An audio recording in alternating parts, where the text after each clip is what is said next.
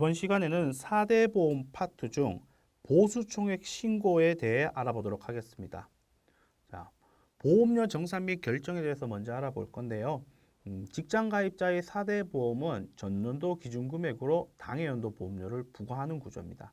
새로 입사한 경우에는 신고한 금액을 기준으로 해서 우리가 자진으로 신고하는 금액을 기준으로 해서 당해연도 보험료를 부과합니다.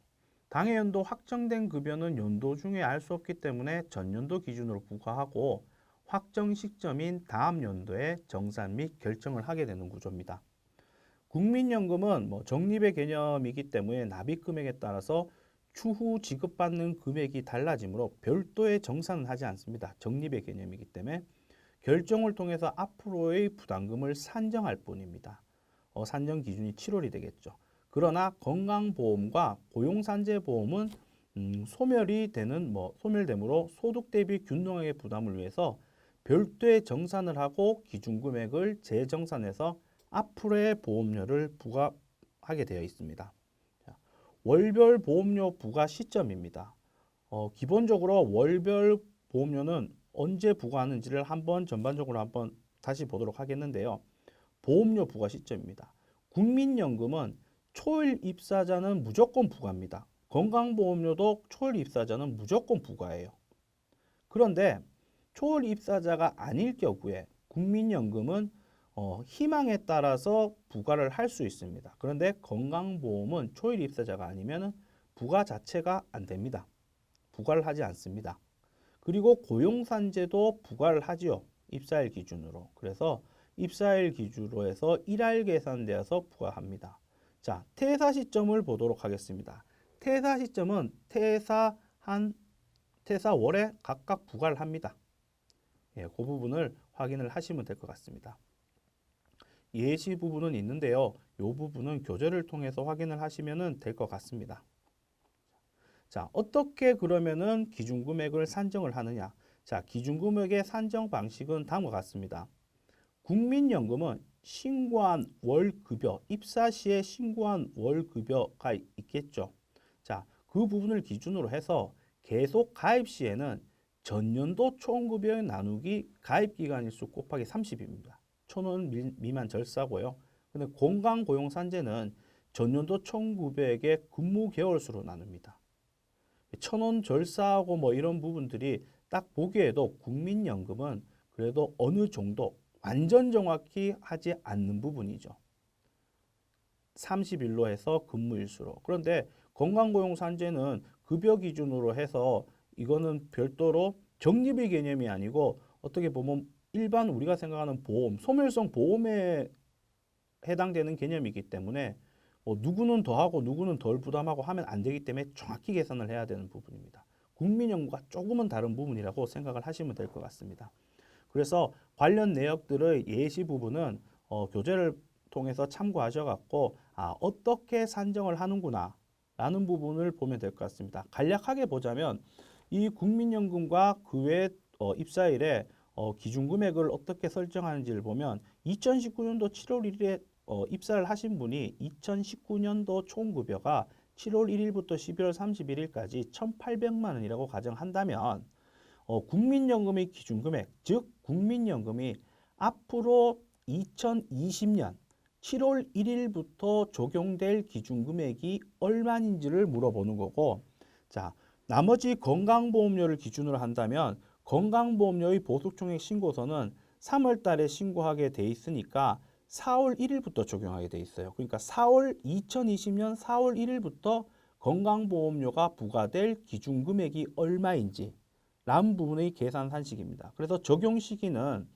자, 국민연금은 7월부터 다음 월에 6월, 자, 건강보험은 4월부터 다음 월에 3월. 요거는 고용보험 단체보험도 마찬가지 기준입니다. 그래서 산정 방식을 보자면 실질적으로 국민연금은 1,800만 원에 7월 1일부터 12월 31일까지 합치면 184일이거든요. 그걸 나눴었을 때 곱하기 30일 하고 남는 금액은 1,000원 단위에서 절사를 합니다. 그래서 나눠보시면 293만 4천 원이에요. 그런데 건강보험 같은 경우에는 그냥 6개월 나눠갖고 300만 원입니다. 단순하죠. 국민연금 조금 차이가 나요. 예. 그래서 이런 부분으로 정리를 하고 계산을 한다라는 부분 보시면 될 것 같습니다. 보험료 정산 및 결정 시기입니다. 국민연금 기준금액 결정 시기는 좀 전에 설명했듯이 당해연도 7월부터 6월까지입니다. 그 7월부터 6월이고 근로소득 지급명세서를 구체청에 제출한 경우에는 신고 의무는 없습니다. 근데 근로소득 원천지급 영수증은 개인사업자의 대표자는 근로자가 아니기 때문에 제출 못하죠. 법인의 대표자는 근로자는 아니지만 어쨌든 사용자도 어쨌든 제출하게 돼 있으니까 근로소득이 있으신 분이니까. 그래서 개인사업자의 대표자의 경우에는 별도로 5월 말일이나 6월 말일까지 소득총액 신고서를 제출해야 됩니다. 그래서 제출하면 국민연금은 똑같이 7월부터 정산이 되어서 나누어집니다. 건강보험 및 건강보험 정산 및 신고입니다. 건강보험은 3월 10일까지 신고입니다. 명칭은 직장가입자 보수총액 통보서를 공단에서 제출 기본적으로 우편물이 와서 우리는 거기에 대한 자료를 입력합니다. 거기에는 뭐 증번호나 이런 부분들이 나와 있고 소득과 근무 월수를 제외하고 기본적인 상황은 나와 있어요. 그래서 실질적으로는 뭐 EDI 가입이 안 돼 있는 세무대리인 같은 경우는 요 제출을 받으면 그 자료를 달라고 하기도 해서 그 부분으로서 우리가 뭐 팩스나 우편으로 세무대리인이 제출하기도 하죠. 그래서 제출된 자료를 토대로 해서 4월분 보험료의 정산도 되고 이제 4월부터 새로운 건강보험이 부과가 됩니다. 새로 산정된 보수 기준으로 그 부분을 확인을 하면 될 것 같습니다. 자, 별도의 고용보험을 얘기가 안 되는 이유는 고용보험은 일반적으로 회사가 직원한테 실질급여를 지급할 때 기준으로 실기준으로 띄고 국민연금과 건강보험은 일반적으로 고지 기준으로 띄기 때문에 별도의 고용산재보험에 대해서는 별도로 언급을 안 했지만 고용산재보험이 회사와 공단과의 정산은 3월 15일까지 보수총액 신고서라는 것을 통해서 정상적으로 3월 15일까지 신고를 해야 됩니다. 정리하면 국민연금은 어쨌든 간에 7월부터 부과되고 별도의 신고가 없다. 건강보험과 고용산재보험은 건강보험은 3월 10일까지 신고를 해야 되고 고용산재보험은 3월 15일까지 신고를 해야 되고 자, 적용되는 시점은 4월부터 다음 연도 3월까지다. 라는 부분을 확인을 하시면 될 것 같습니다. 자, 건강보험 정산 부분인데요. 이 부분은 한번 확인을 하시면 될 것 같습니다. 뭐 고용산재보험에 대한 정산 부분도 제가 좀 전에 말씀드린 부분입니다. 그래서 고용산재 부분은 회사와 직원 간의 정산 개념은 실질적으로는 없다. 그 부분을 보시면 될 것 같습니다. 자, 이제 보수총액 신고 부분에 있어서의 각각의 신고 부분을 보도록 하겠습니다. 먼저 국민연금입니다. 국민연금은 기본적으로 특별한 부분은 없고 직장가입자의 개인사업자의 직장가입자 대표자 이 대표자 부분만 이렇게 신고를 해야 되는 부분이 있으면 신고를 합니다. 신고 기한은 일반 신고자들은 5월 말일까지고 성실신고 대상자는 6월 말일까지 이렇게 신고한다. 이분의 개인사업자 사용자라면 이렇게 별도로 신고한다. 나머지는 우리가 근로소득 신고한 자들은 별도의 신고가 없이 7월부터 변경돼서 자동적으로 부과가 된다. 그러니까 우리는 4월달과 7월달에 반드시 건강보험이나 국민연금의 우리 거래처의 국민연금 자료를 받아야 돼요. 변경이 될 거니까. 뭐 매달 받는 게 기본적인 원칙일 건데 매달 받으면 뭐 계속 받으니까 상관이 없겠지만 최소한의 국민연금은 7월달, 건강보험은 4월달 이 부분의 자료를 받아야 돼요. 고용보험은 뭐 별도로 하더라도 그 부분을 아시면 될 것 같습니다. 그러면은 그 다음으로 건강보험에 대해서 보도록 하겠습니다. 우리가 세무사랑 프로에서 원천세 2020년 기속이면 2020년도에 관련된 보수 총액들을 여기에서 신고하는 겁니다. 우리가 실질적으로 2020년도의 소득은 3월 10일까지, 3월 15일까지 아니면 5월 말일까지 제출할 시기는 2021년이 되겠죠. 2021년이 된다고 하더라도 2021년에 가서 보수총액 송부를 불러오면 2021년 자료들이 불러와지죠. 그래서 반드시 보수총액 신고를 하려면은 당해 연도에 당해의 귀속 시기에 있는 이 항목에 대해서 불러와줘야 됩니다. 시스템으로 잘 생각해 보시면 당연한 얘기지만 혹시나 실수의 부분이 발생될까봐 한 번 더 얘기를 드립니다. 자, 우리가 보수총액 통보의 신고를 기본적으로 하려면은 최종적인 근로소득에 대해서 급여가 확정지어져야 되죠. 그 말은 최소한 연말정산에서 소득이 안 나오더라도 급여는 최소한 확정이 지어져야 된다는 거죠. 2020년에 급여 소득에 대해서 금액은 확정 지어져야 우리가 건강보험이든 뭐 고용산재보험이든 신고를 할 수 있다는 거, 이 부분도 참고로 아시면 될 것 같습니다. 자, 그리고 건강보험을 보도록 하겠습니다. 여기 건강보험 보수총액 통보서입니다.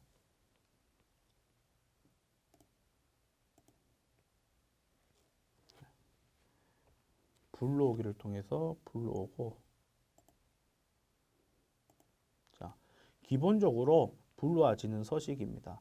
별도의 정상적으로 입력을 했다면은 연말정산이 끝났거나 기본적으로 소득이 확정지어졌다면은 별도로 정상적으로 불러와지고 별도의 변동이 없습니다. 실질적으로는 건강보험증이나 원래 회사에 통보가 되고 그 통보 기준으로 우리는 전년도 보수총액, 근무월수 요 두 가지만 적고 제출하면은 되는 부분입니다. 그 부분을 아시면 될 것 같습니다. 그리고 나서 여기서 특별한 뭐 주의 깊게 보셔야 될 것 중에 하나는 자, 여기에서 보시면은 이 네 명이 되어 있죠. 이 보수총액 신고서는 중도 퇴사자를 빠지고 신고하는 겁니다. 자동적으로 그렇게 불러와지긴 하는데 일단 기본적으로 건강보험 보수총액 통보서 같은 경우에는 중도 퇴사자, 전년도 중도 퇴사자의 내역들은 신고하지 않아도 됩니다. 왜냐하면 인별정산이 끝났기 때문에 그때그때 퇴사 시점에 인별정산이 끝났기 때문에 별도의 신고는 필요 없습니다. 예를 들어서 2020년 소득에 대해서 우리는 3월 10일까지 신고를 하게 될 건데요. 이 신고 전에 1월 달에 누군가가 퇴사해서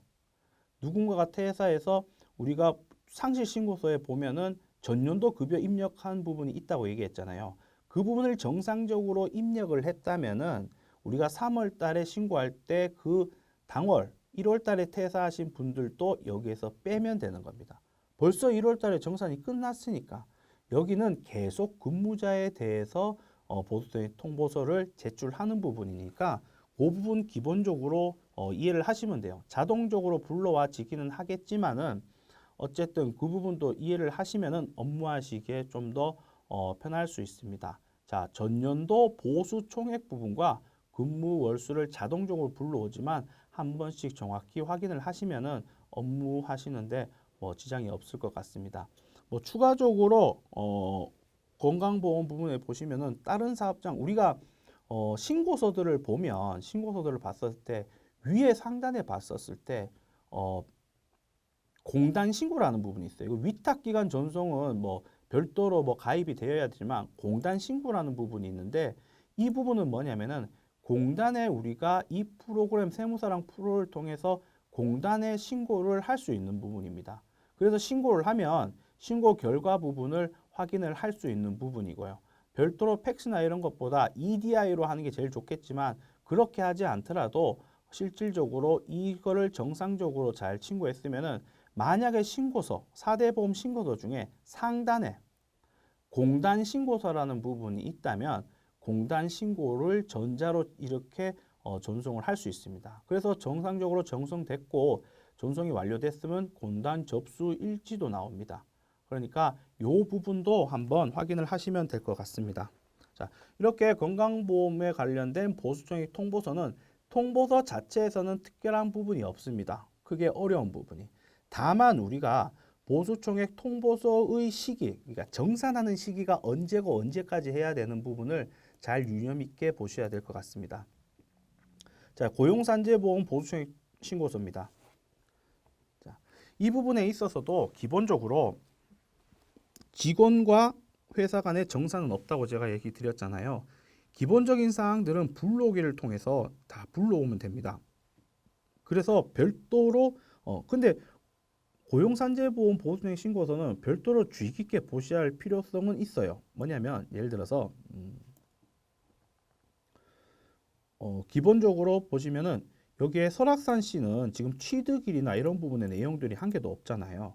설악산 씨의 사원 등록 보면 설악산 씨는 여기에 고용보험이 불호돼 있어요. 그 이유가 뭐냐면 65세 이후에 입사를 하셨기 때문에 불호돼 있는 거예요. 이 부라는 거는 우리가 급여 대장할 때 고용보험을 적용하지 않겠습니다라는 부예요. 그런데 근로소득 고용산재 보수청액 신고서에는 저게 불호돼 있으면 이 항목이 불로와지지 않습니다. 이 항목이.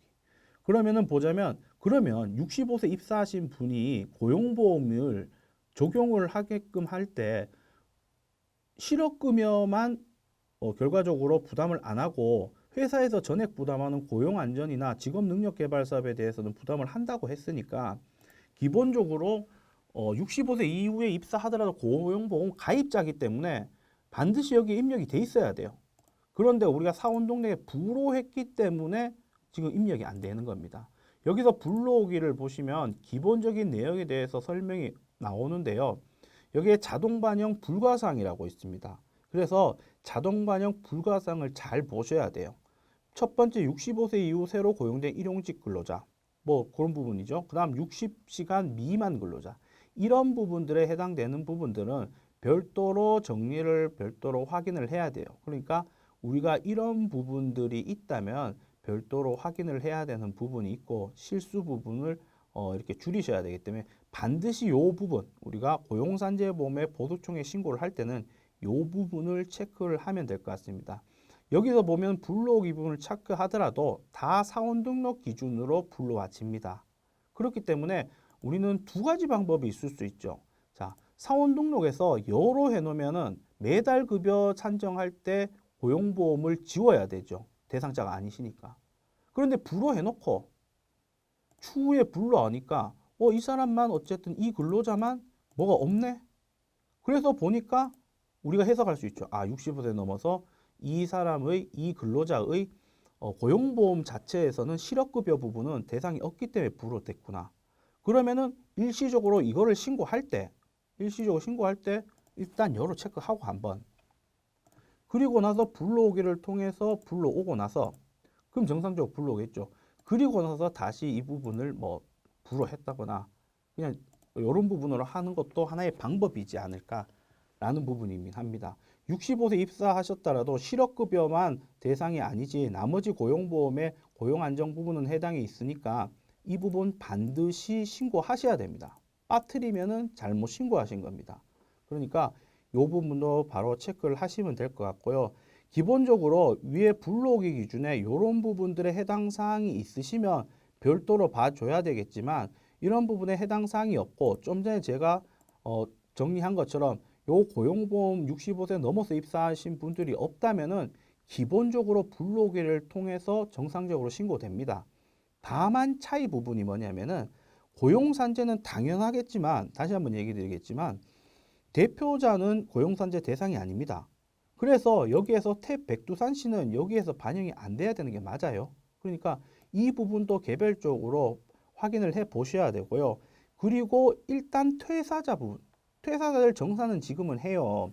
지금 퇴사자들 정산을 하기 때문에 추후에 보수총액 신고서에는 퇴사자들은 이렇게 제외하고 입사자들과 나머지 분들을 입력하게 되어 있지만 지금 현재 서식이 바뀌지는 않았기 때문에 지금 기본적으로 고용보험은 사실상은 전체 퇴사자 플러스 퇴사자 플러스 계속 근무자도 같이 불러오는 상황이에요. 근데 이거는 2021년 3월이나 2월쯤에 어느 정도 정리가 될 거예요.